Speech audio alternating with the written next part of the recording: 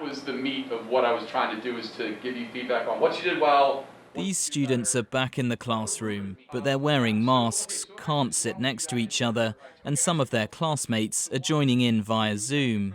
St. Anselm's Abbey School, a private school in Washington, D.C., started bringing some students back for in-person classes in November last year. Roughly half of the school's pupils, though, are still learning virtually.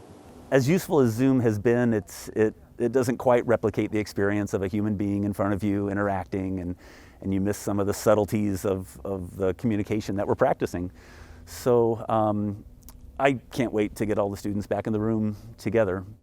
Public schools in the US capital only just restarted in-person learning in February, and it's only 1 day per week in some schools. There's also mounting research into learning loss, or what students have missed out on due to all the upheaval this past year.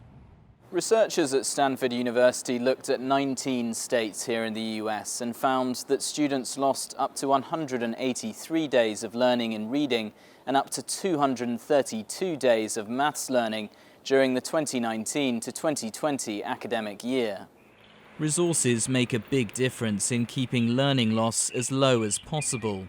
In a recent survey by McKinsey & Company, teachers from schools in high-poverty areas viewed virtual classes as much less effective than their colleagues in private schools. Meanwhile, back at St. Anselm's, they've seen an uptick in applications for their high school. It's been a year like no other I've experienced myself.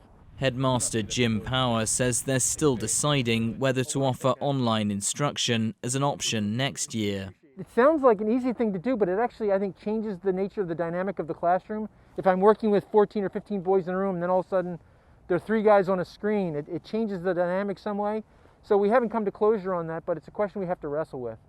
As they work out what next year will look like, they just hope these quiet hallways will be full of students once again someday soon.